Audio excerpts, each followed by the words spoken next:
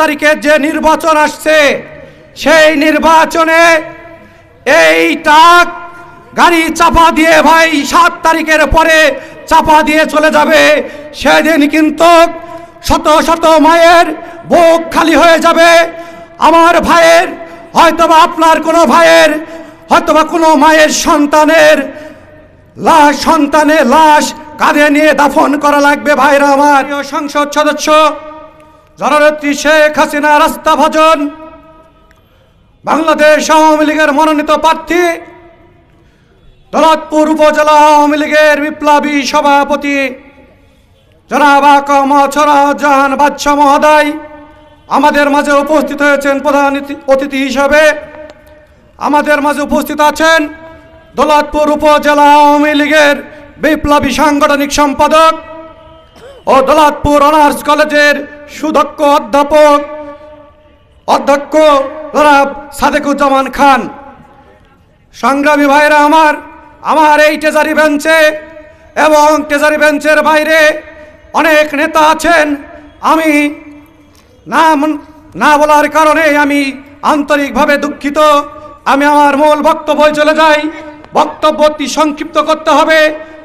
প্রিয় নেতার আরও অনেক প্রোগ্রাম আছে। ভাইরা আমার, আপনারা জানেন যখন দেশ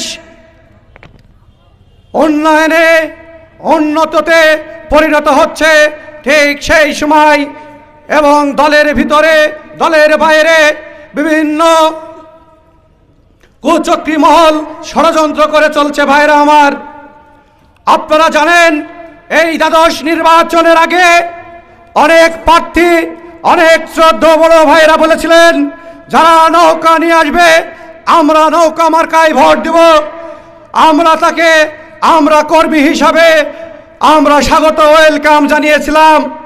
আমরা কি দেখলাম?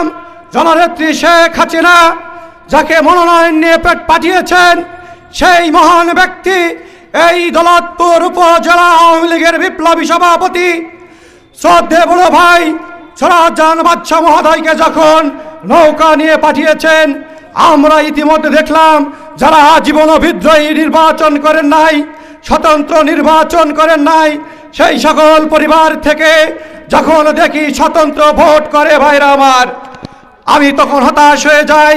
তাদের সাথে কাঁধ মিলিয়ে পথে পথ চলে নির্বাচন করেছিলাম, কিন্তু ওনারা দেখি ইতিমধ্যে নৌকা ডুবানোর জন্য অনেক ষড়যন্ত্রে গভীরে লিপ্ত হয়েছে। ভাইরা, আজ যারা স্বতন্ত্র ভোট করছেন আপনারা জানেন রাস্তা দিয়ে যদি কখনো ট্রাক যায়, ট্রাক দেখেই ছোট থেকে শুরু করে ইয়ং জেনারেশন বৃদ্ধ মানুষ ভয়ে আতঙ্কে করে কি সাইড কাটে।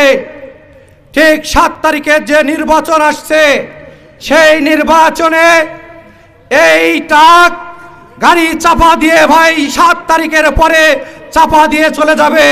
সেদিন কিন্তু শত শত মায়ের বুক খালি হয়ে যাবে।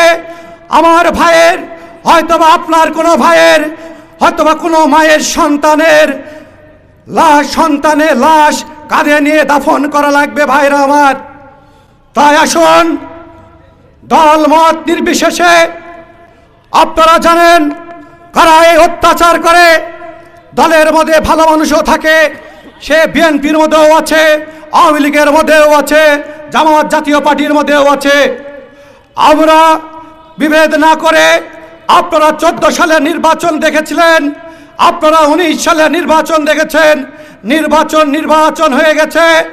তারপরে কারা অন্যায় করেছে, কারা অত্যাচার করেছে, কারা পুলিশ দিয়ে হয়রানি করেছে, আমি এই উদাত্ত আহ্বান জানিয়ে আপনাদের কাছে বিবেকের কাছে প্রশ্ন রেখে রাখবেন যে আসলে কারা এই দৌলতপুরকে, এই দৌলতপুরবাসীকে, এই দৌলতপুরের জনগণকে ভালো রেখেছিল। ভাইরা আমার,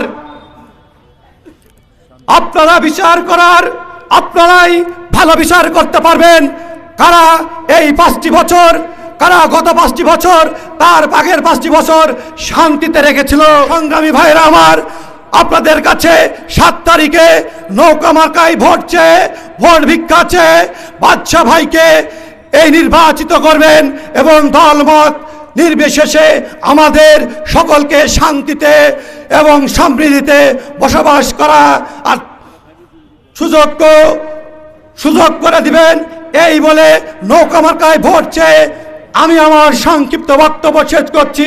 জয় বাংলা, জয় বঙ্গবন্ধু, জয় হোক এদেশের মেহনতি মানুষ।